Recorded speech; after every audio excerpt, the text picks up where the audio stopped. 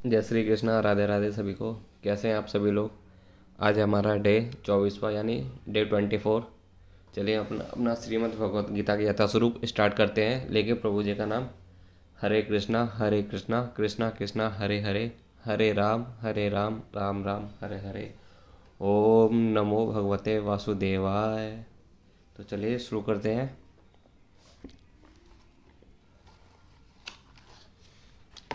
हम जैसा कि आपको पता होगा, हम इसको पहले यहाँ तक पढ़ चुके हैं। अब इससे हम आगे पढ़ेंगे श्रीमद् भगवत गीता को। देखते हैं भगवान प्रभु जी ने हमारे लिए इसमें क्या उपदेश दिए हैं। यह है अध्याय 10। मेरे शुद्ध भक्तों के विचार मुझ में वास करते हैं।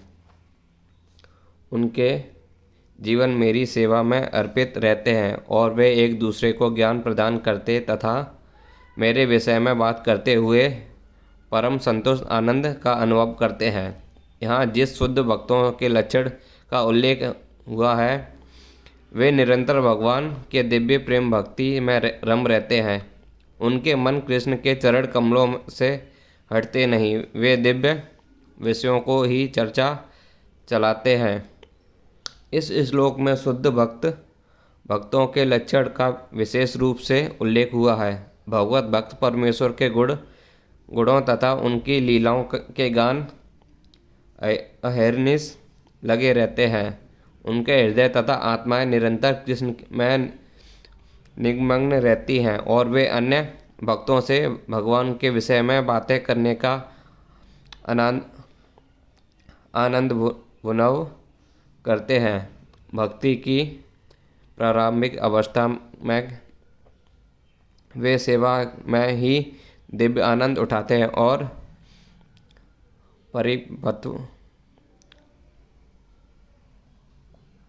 परिपक्वावस्था में ईश्वर प्रेम को प्राप्त होते हैं। जब वे इस दिव्य स्थिति को प्राप्त कर लेते हैं, तब वे उस सर्वोच्च सिद्धि का स्वाद लेते हैं जो भगवत धाम में प्राप्त होती है।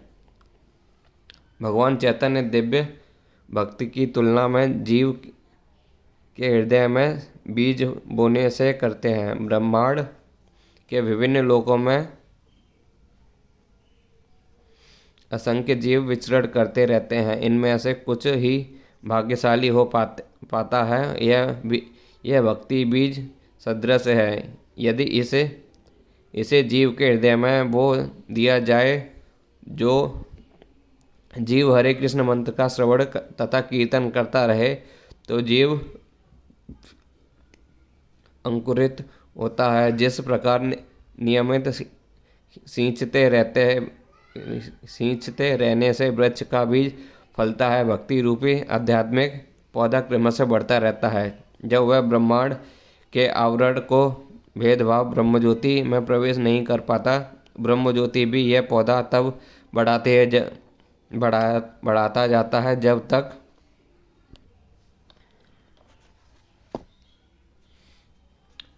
उस उच्चतम लोक को नहीं प्राप्त कर लेता, जिसे गोलोक वृंदावन या कृष्ण परम धाम कहते हैं। अंतर्गतवा यह पौधा भगवान के चरण कमलों की शरण प्राप्त कर वहीं विश्राम पाता है। जिस प्रकार पौधे में कम से फूल तथा फूल आते हैं, उसी प्रकार भक्ति रूपी पौधे में फल आते हैं और कीर्तन अथवा श्रवण के रूप में उनका सिंचन चलता रहता है। चैतन्य चरणामृत में मध्य लीला अध्याय भगवत रूपी पौधे का विस्तार वर्णन हुआ है। यहाँ यह बताया गया है कि पूर्ण पौधा भगवान के चरण कमलों की शरण ग्रहण कर लेता है तो मनुष्य पूर्णतः भगवत प्रेम में लीन हो जाता है। तब वह एक क्षण भी परमेश्वर के बिना नहीं रह पाता। जिस प्रकार की मछली जल के बिना नहीं रह सकती, ऐसी अवस्था में भक्त वास्तव में परमेश्वर के संपर्क में दिव्य गुण प्राप्त कर लेता है।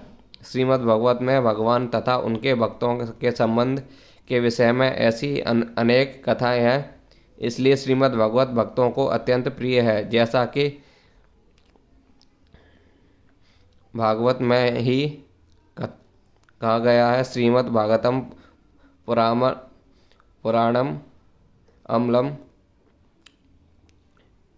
यद्वेषाणम प्रियम, ऐसी कथा में भौतिक कार्य आर्थिक कार्य, इंद्रिय तृप्ति या मोक्ष के विषय में कुछ भी नहीं है। श्रीमद् भागवत ही एक ऐसी कथा है जिसमें भगवान तथा उनके भक्तों की दिव्य प्रकृति का पूर्ण वर्णन मिलता है। फलतः श्री कृष्ण भावना भावित जीव ऐसे दिव्य साहित्य के श्रवण के दिव्य रूप रुचि दिखाते हैं। जिस प्रकार तरुण तथा तरुणी को परस्पर मिलने में आनंद प्राप्त होता है,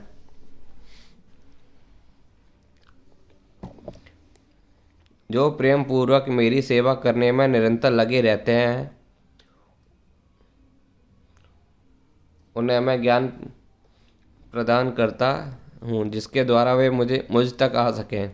इस श्लोक में बुद्धि योगम शब्द अत्यंत महत्वपूर्ण है। हम स्मरण हो 2वें अध्याय में भगवान ने अर्जुन को उपदेश देते हुए कहा था कि मैं तुम्हें अनेक विषयों के बारे में बता चुका हूँ और अब मैं तुम्हें बुद्धि योग की शिक्षा दूंगा। अब उस बुद्धि योग की व्याख्या की जा रही है। बुद्धि योग कृष्ण भावनामृत में रहकर कार्य करने को ही व्याख्या को ही है,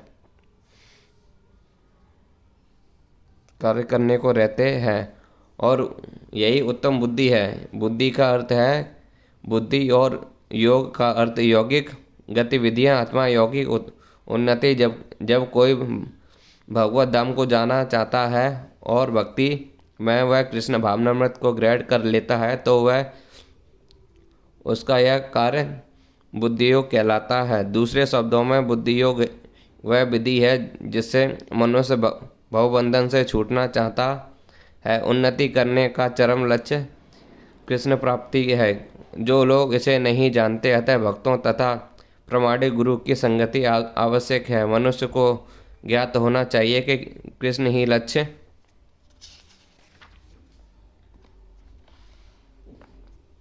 है और जब लक्ष्य निर्दिष्ट है तो पथ पर मंद गति से प्रगति करने में भी अंतिम लक्ष्य प्राप्त हो जाता है।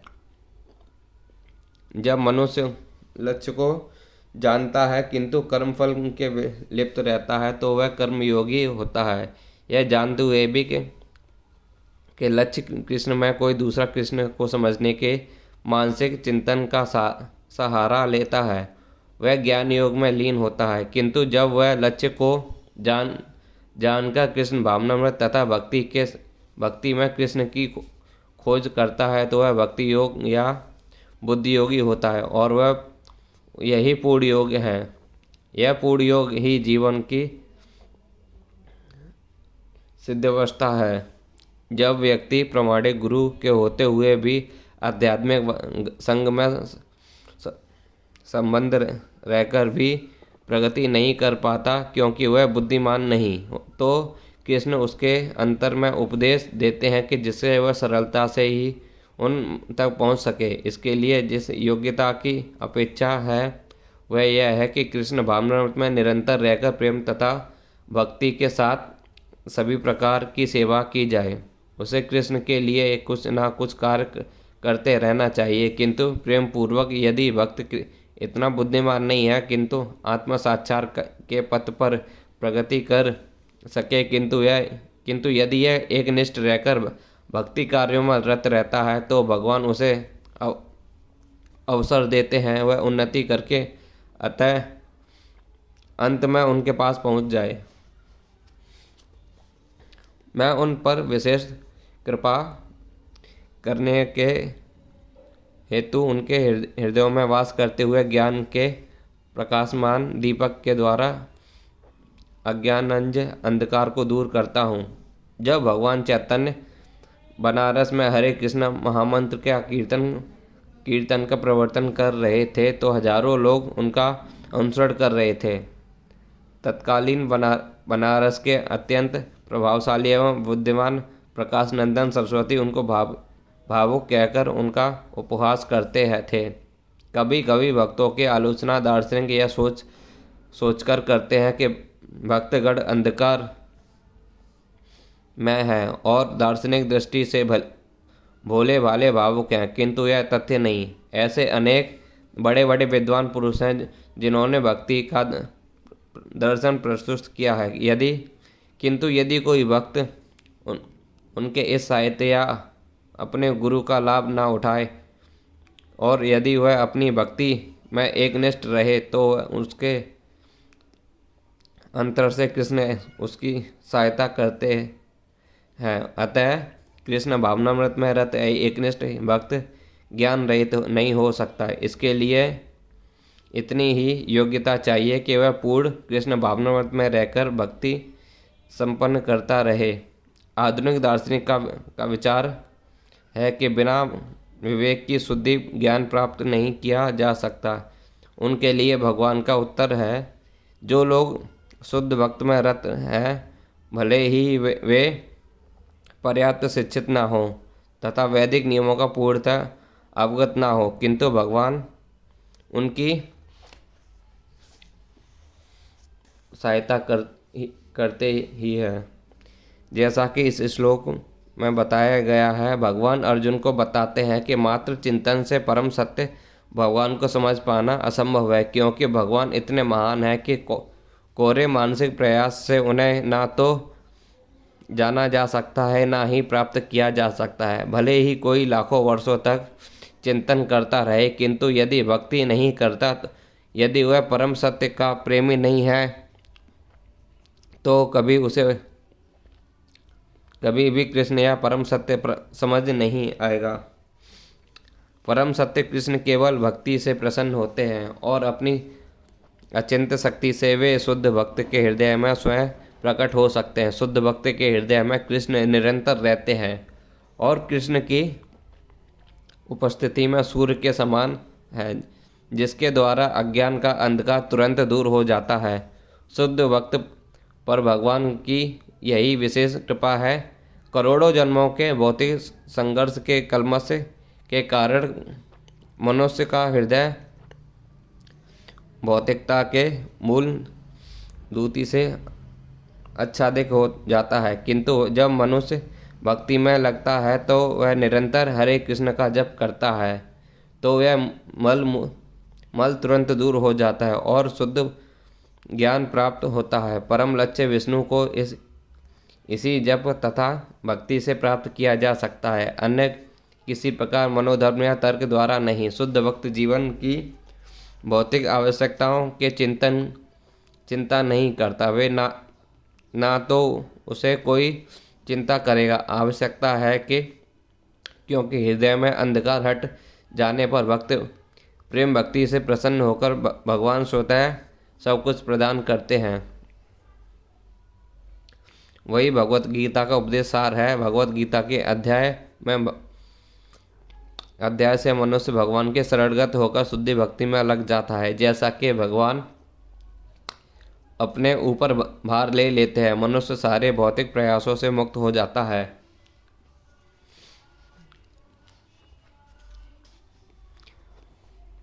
अर्जुन ने कहा, आप परम भगवान, परम धाम, परम पवित्र, परम सत्य हैं। आप नित्य दिव्य, यदि आदि पुरुष, अजन्मा तथा महानतम हैं। नारद, आसित देवल तथा व्यास जैसे ऋषि आपके इस सत्य की पुष्टि करते हैं और आप स्वयं भी मुझसे प्रकट कर रहे हैं।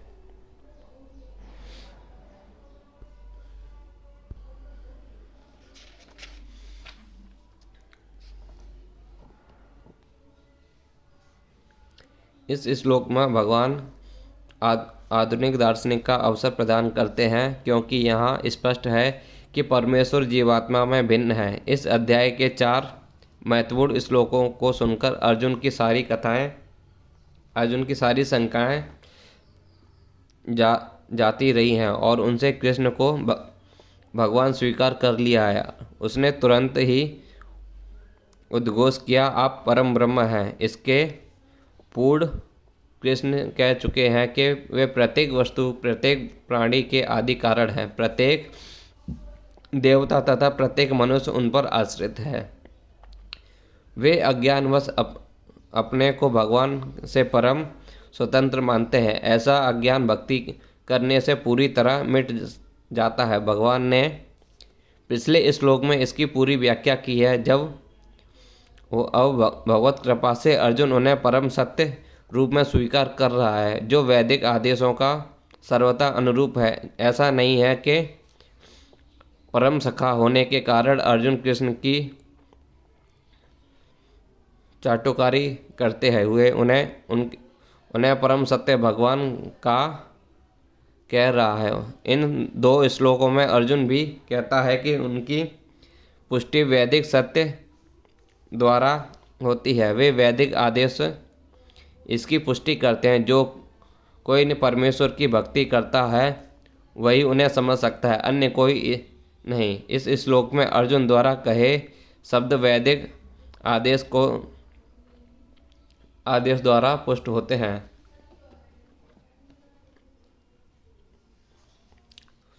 कैन उपनिषद में कहा गया है कि परम ब्रह्म प्रत्येक वस्तु से आश्रित है और कृष्ण पहले ही कह चुके हैं कि सारी वस्तुएं उन्हीं पर आश्रित हैं। मुंडक उपनिषद में पुष्टि की गई है कि जिन परमेश्वर पर सब कुछ आश्रित है उन्हें उनके चिंतन में रत रहकर ही प्राप्त किया जा सकता है। कृष्ण का यह निरंतर चिंतन स्मरण है जो भक्ति की नव विधियों में से है। भक्ति द्वारा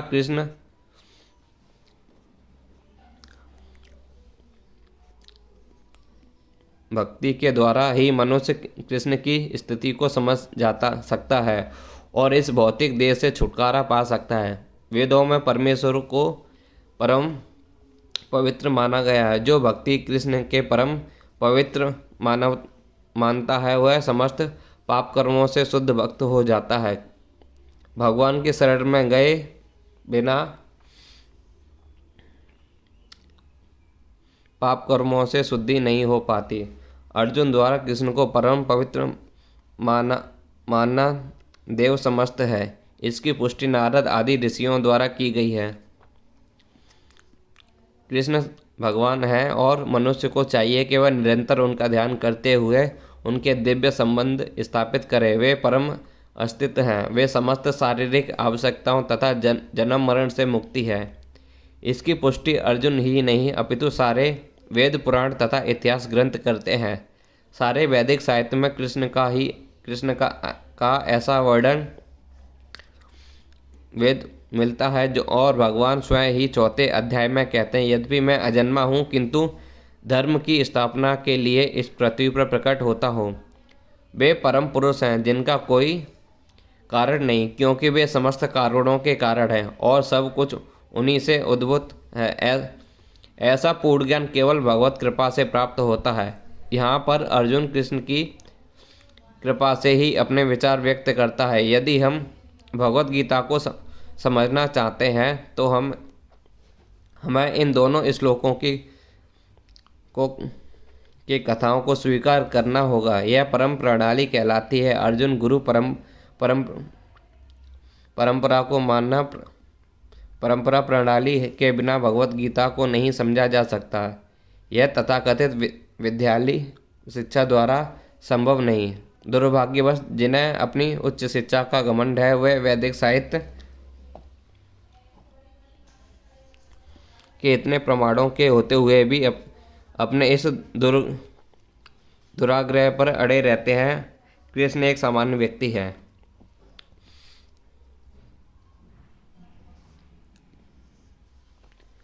हे कृष्ण, आपने मुझसे जो कहा मैं उसे पूर्णतः सत्य मानता हूँ। हे प्रभु, ना तो देवतागण ना अनुसगण ही आपके स्वरूप को समझ सकते हैं। यहाँ पर अर्जुन इसकी पुष्टि करता है कि श्रद्धाहीन तथा असुरी प्रकृति वाले लोग कृष्ण को नहीं समझ सकते। जब देवतागण तक उन्हें नहीं समझ पाते तो उन्हें आधुनिक जगत के तथाकथित विद्वानों का कहना भगवत कृपा से अर्जुन समझ गया कि परम सत्य कृष्ण है और वे संपूर्ण है। अतः हमें अर्जुन के पथ पर अनुसरण करना चाहिए। उसे भगवत गीता का प्रमाण प्राप्त था। जैसा कि भगवत गीता के चतुर्थ अध्याय में कहा गया है, भगवत गीता को समझने की गुरु कृपा का हास हो चुका था। अतः कृष्ण ने अर्जुन से उसकी पुनः स्थापना की क्योंकि वे अर्जुन को अपना परम प्रिय सखा तथा भक्त समझते थे। अतः जैसा कि गीता उपनिषद की भूमिका में हमने कहा है, भगवत गीता का ज्ञान परंपरा विधि से प्राप्त करना चाहिए। परंपरा विधि के विलुप्त होने पर उनके सूत्रपात के लिए अर्जुन को चुना गया।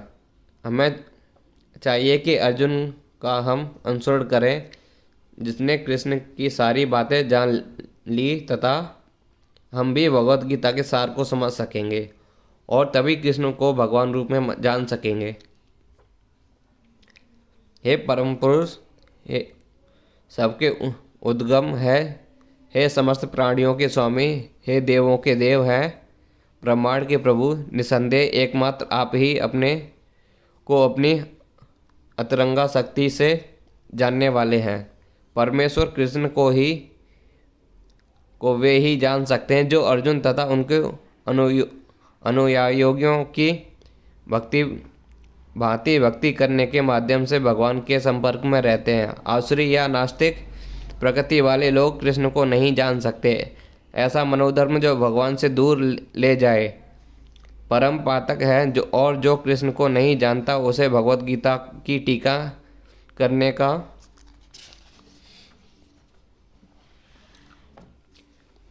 प्रयत्न नहीं करना चाहिए। भगवत गीता कृष्ण की वाणी है और चूंकि यह कृष्ण का तत्व विज्ञान है तथा इसे कृष्ण ही समझना चाहिए, जैसा कि अर्जुन ने किया है। इसे नास्तिक से ग्रहण नहीं करना चाहिए।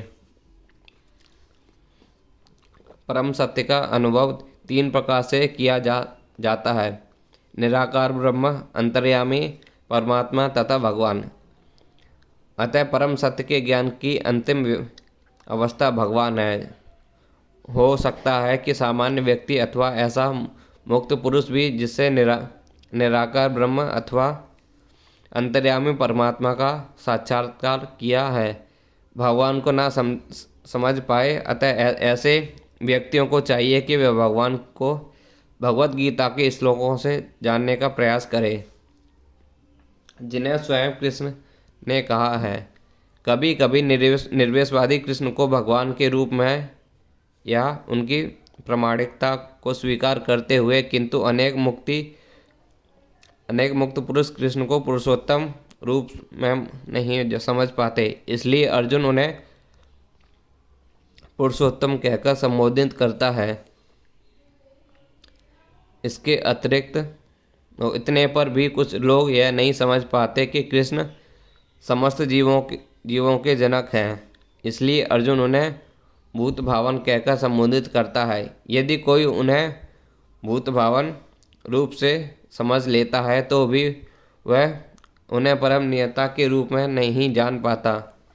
इसलिए उन्हें यहाँ पर यह भूतेश या परम नियता कहा गया है। यदि कोई भूतेश रूप में भी उन्हें समझ लेता है तो उन्हें समस्त देवताओं के उद्गम रूप में ही मैं नहीं समझ पाता। इसलिए उन्हें देव सभी देवताओं को पूजनीय देव कहा गया है। यदि देव रूप में भी उन्हें समझ लिया जाए तो वे प्रत्येक वस्तु के परम स्वामी के रूप में समझ में नहीं आते। इसलिए यहाँ पर उन्हें जगत उत्पत्ति कहा गया है। इस प्रकार अर्जुन की अनुभूति के आधार पर कृष्ण विषयक सत्य की स्थापना इस श्लोक में हुई है।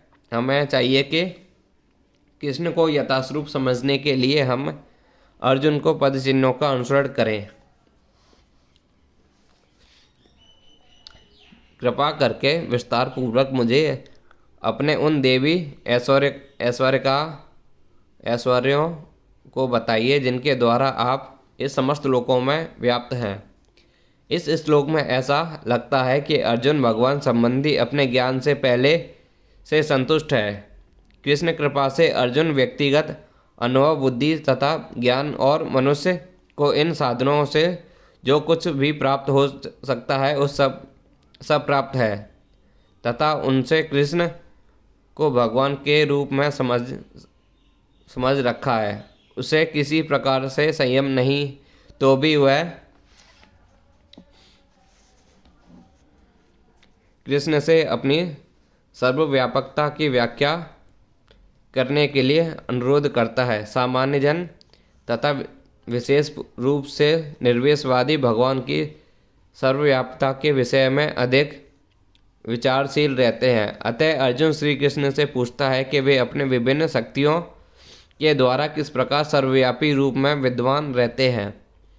हमें यह जानना चाहिए कि अर्जुन सामान्य लोगों के हित के लिए ही नहीं यह पूछ रहा।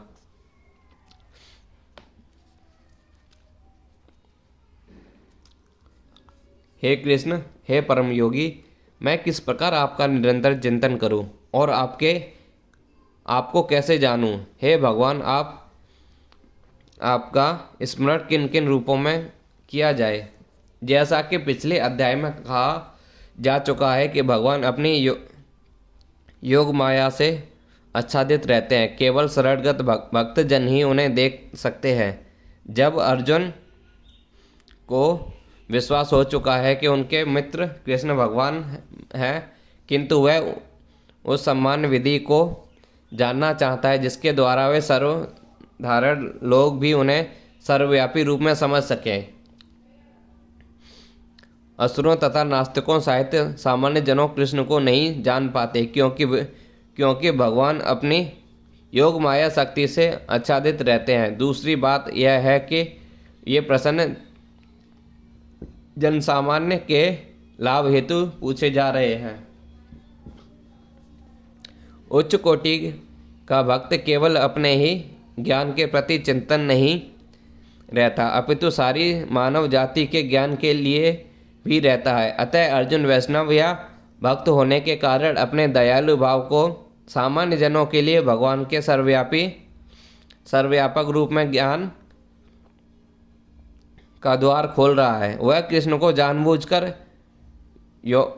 योगिन कहकर संबोधित करता है, क्योंकि वे योग माया शक्ति के स्वामी हैं, जिसके कारण वे सामान्य जन के लिए अप्रकट या प्रकट होते हैं। सामान्य जन जिसे कृष्ण के प्रति प्रेम नहीं है, वह कृष्ण के विषय में निरंतर नहीं सोच सकता, वह भौतिक चिंतन करता है।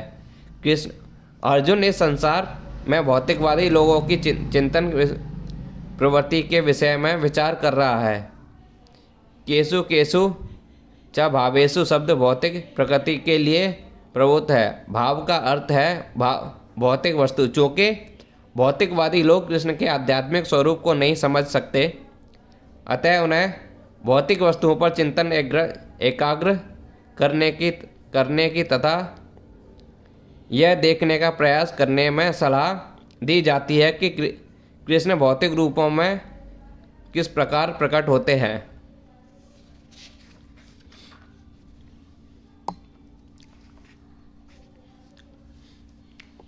हे जनार्दन, आप पुनः विस्तार से अपने ऐश्वर्य तथा योग शक्ति का वर्णन करें। मैं आपके विषय में सुनकर कभी तृप्त नहीं होता हूँ, क्योंकि जितना ही आपके विषय में सुनता हूँ उतना ही आपके शब्द अमृत को चखना चाहता हूँ। इस प्रकार का निवेदन नैमिषारण्य के शौनक आदि ऋषियों ने सूत गोस्वामी से किया था। यह निवेदन इस प्रकार उत्तम श्रुतियों द्वारा प्रशंसित कृष्ण की दिव्य लीलाओं का निरंतर श्रवण करते हुए कभी तृप्ति नहीं होती। किंतु जिन्होंने कृष्ण से अपने दिव्य संबंध स्थापित कर लिया है, वे पद पद पर भगवान की लीलाओं के वर्णन का आनंद लेते रहते हैं। अतः अर्जुन कृष्ण के विषय में और विशेष रूप से उनके सर्वव्यापी रूप में बारे में सुनना चाहता है। जहाँ तक अमृत की बात है,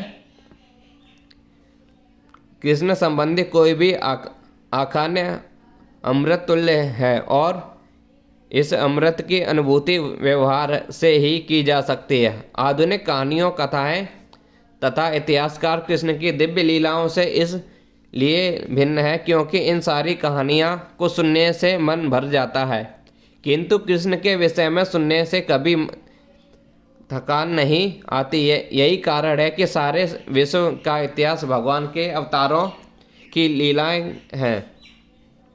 संदर्भों से पता हुआ है, हमारे पुराण विगत युगों के इतिहास में जिनमें से भगवान के विविध अवतारों की लीलाओं का वर्णन है। इस प्रकार बारंबार पढ़ने पर भी विषय वस्तु बनी रहती है।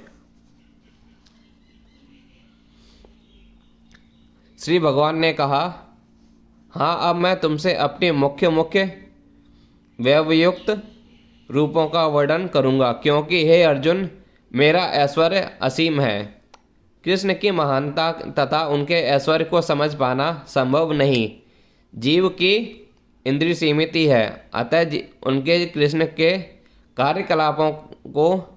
कार्यकलापों की समग्रता को समझ पाना संभव नहीं। किंतु तो भी भक्तजन कृष्ण को जानने का प्रयास करते हैं, किंतु यह मानकर नहीं कि किसी विशेष समय में या जीवन अवस्था में उन्हें पूरी तरह से समझ सकेंगे, बल्कि कृष्ण के वृत्तावन इतने अस्थावान है, वे भक्तों को अमृत तुल्य के प्रतीत होते हैं। इस प्रकार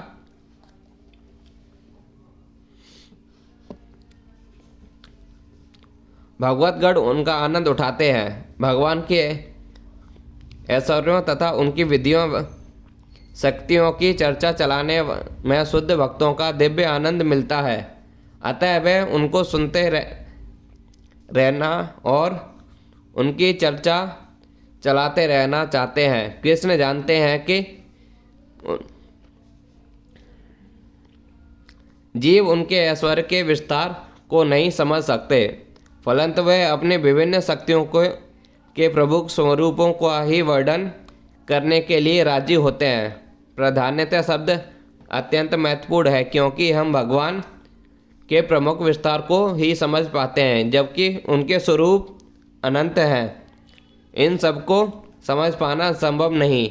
इस श्लोक में प्रस्तुत विभूति शब्द उनके ऐश्वर्य का सूचक है, जिसके द्वारा भगवान सारे विश्व का निरंतर करते हैं।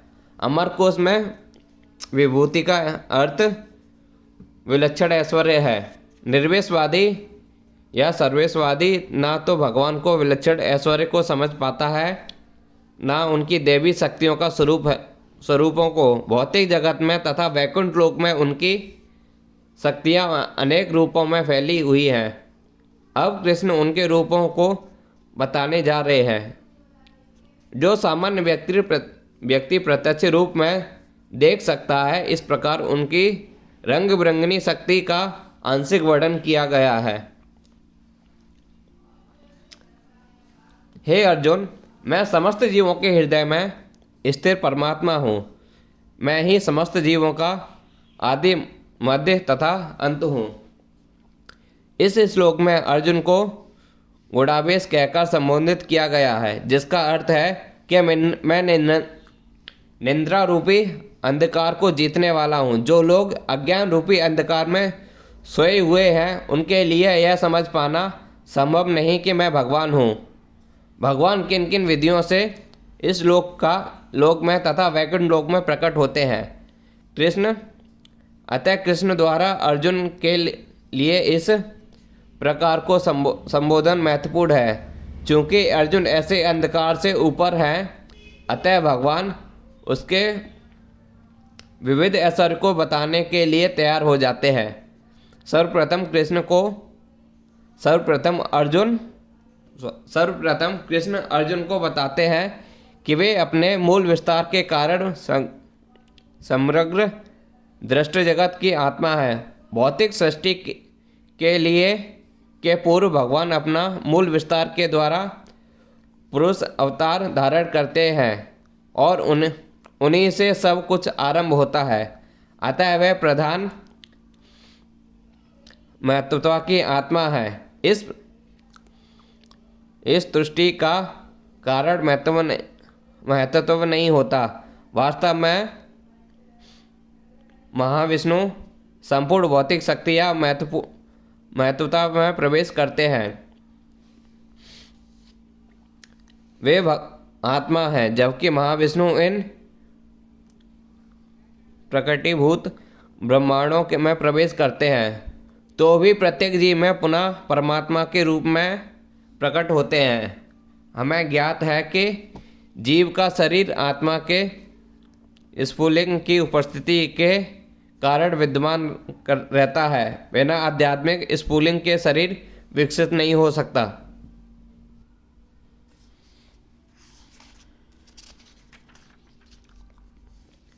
उसी प्रकार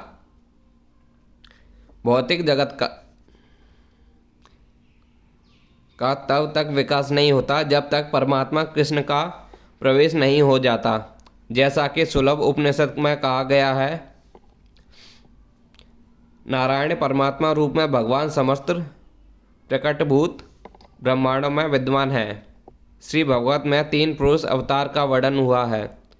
सात्वत्व तंत्र में भी इसका वर्णन मिलता है। भगवान इस लोक में अपने 3 स्वरूपों में प्रकट करते हैं। महाविष्णु या कारणादोकाशी विष्णु का वर्णन मिलता है। सर्व कारण का कारण भगवान कृष्ण महाविष्णु के रूप में कारण वर्ष में शयन करते हैं। अतः भगवान इस ब्रह्मांड के आदि कारण है, कारण पालक समस्त शक्ति का अवसान है। मैं आदित्यों में विष्णु, प्रकाशों में तेजस्वी सूर्य, मरुतों में मरीचि तथा नक्षत्रों में चंद्रमा हूँ। मैं आदित्यों में विष्णु, प्रकाशों में तेजस्वी सूर्य, मरुतों में मारुचि तथा नक्षत्रों में चंद्रमा हूँ। आदित्य 12 हैं जिनसे कृष्ण प्रधान है।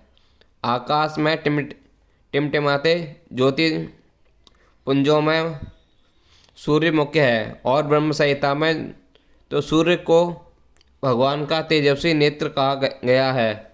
अंतरिक्ष में 50 प्रकार के वायु प्रवाहन हैं, जिसमें से वायु अधिष्ठा मरीचि कृष्ण का प्रतिनिधि है। नक्षत्रों में रात्रि का समय चंद्रमा सर्वमुख नक्षत्र है, अतः वह कृष्ण का प्रतिनिधि है। इस श्लोक में प्रतीत होता है कि चंद्रमा एक नक्षत्र है। अतः आकाश में टिमटिमाते और टिमटिमाने वाले तारे भी सूर्य प्रकाश को परावर्तित करते हैं। वैदिक वायुमंडल में ब्रह्मांड के अंतर्गत अनेक सूर्यों का सिद्धांत है।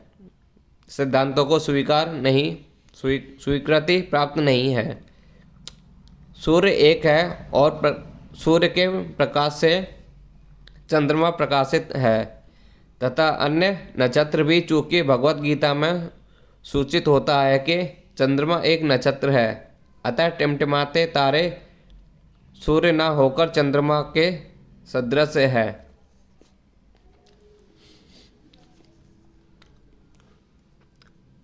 मैं वेदों में सामवेद हूँ, देवों में स्वर्ग का राजा इंद्र हूँ, इंद्रियों में मन हूँ, समस्त जीवों में जीवन शक्ति चेतना हूँ।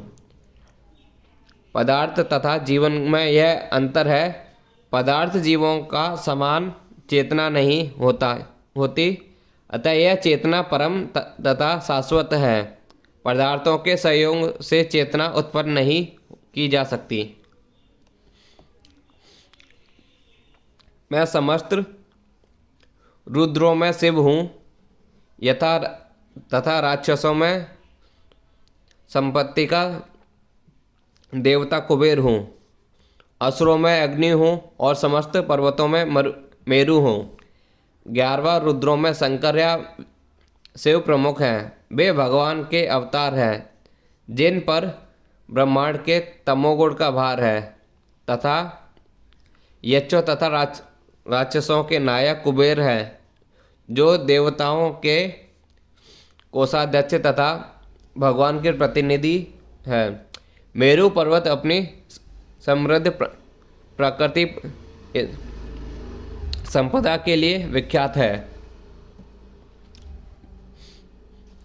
हे अर्जुन, मुझे समस्त पुरोहितों के मुख्य पुरोहित बृहस्पति जानो। मैं ही समस्त सेना नायकों के कार्तिकेय हूँ और समस्त जलाशयों में समुद्र हूँ। इंद्र स्वर्ग का प्रमुख देवता है और स्वर्ग का राजा कहलाता है। जिस लोक में शासन है वह इंद्रलोक कहलाता है। बृहस्पति राजा इंद्र के पुरोहित हैं और चूंकि इस समस्त राजाओं का प्रधान है, इसलिए बृहस्पति समस्त पुरोहितों के मुख्य हैं। जैसा कि सभी राजाओं के प्रमुख इस प्रकार पार्वती तथा शिव के पुत्र स्कंद या कार्तिकेय समस्त सेनापतियों के प्रधान हैं। समस्त जलाशयों में समुद्र सबसे बड़ा है। कृष्ण के ये स्वरूप उनके महानता के ही सूचक हैं। हरे कृष्णा कृष्णा कृष्णा हरे हरे, हरे राम राम राम हरे हरे। ओम नमो भगवते वासुदेवाय। तो चलिए प्रभु जी, आज हम अपना यहीं पे विश्राम देते हैं। इससे आगे का हम कल से वर्णन करेंगे कि हमको हमारे प्रभु जी ने क्या उपदेश दिए हैं।